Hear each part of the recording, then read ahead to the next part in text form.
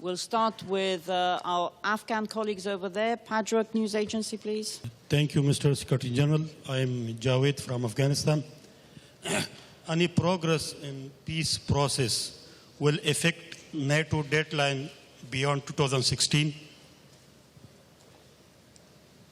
First of all, I would like to emphasize that I very much welcome the personal leadership and commitment by President Ghani to pursue a dialogue and to try to reach a political solution to the challenges which Afghanistan is facing.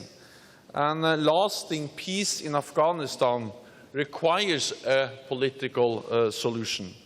And this has to be an Afghan-led and Afghan-owned political process and political solution. And I very much believe that any lasting political solution has to rest on three fundamental principles. It has to break all ties with international terrorism.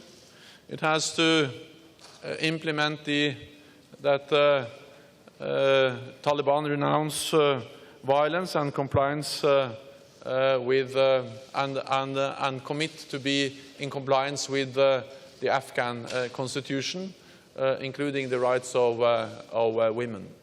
So we are following all efforts to try to reach a political solution very closely, but we are now focused on our mission to Resolute support, and then we hope that it is possible to reach a political solution. Radio Azadi. I'm Friboidi from Afghan media. The Afghan people are quite concerned about the high casualty rate of Afghan National Security Force throughout the RS mission, plus the security situation in the country does not seem so promising as well. What would be the objective of new presence after the end of RS mission in Afghanistan? If you could kindly give more details on that, would be great. So as I've stated several times, also today, I have stated that Afghanistan still faces many challenges and many difficulties. And I also stated in my opening remarks to the meeting this morning that Afghanistan still remains a dangerous place. So I think we all have to just accept that it is a big and great challenge to have the responsibility for the security in the country. And this is the first year the Afghan National Security Forces have the full responsibility of the security in the whole of the country. And I think no one thought that that was going to be an easy task. So I think that the challenges the Afghan National Security Forces are facing just underlines the importance of that NATO and our partners continue to support the Afghan forces and continue to support Afghanistan. And that's exactly what we do through the Resolute support mission, which is about train, advise and assist. And that's exactly what we have decided to do also in the future, because we're going to continue to support Afghanistan by through the enduring partnership, which is going to be there also after we end the Resolute support mission. DPA. Hello, Alexandra Meyer-Hodal with the German press agency, DPA. On the enduring partnership, I know it's still early days, but can you say anything about whether it's going to be a smaller amount of troops than what we're seeing now with Resolute support? And then a second question, if I may, was there any discussion today about financing for the Afghan forces? How is that going to look after 2017? Thank you. There are many years ago since we decided to have an enduring partnership in Afghanistan after the end of the Resolute support. But now we are starting to decide on the content, on the substance of this enduring partnership. Because so far the enduring partnership have been more, what shall I say, some kind of project which we were going to launch later on, but where we didn't define so much about the concrete content of the enduring partnership. What we have done today is to start to define the content of the enduring partnership by endorsing the guidelines and the principles for the enduring partnership. And we have stated that it's going to be a civilian-military partnership, and we are going to have a civilian-military presence in Afghanistan also after the Resolute support.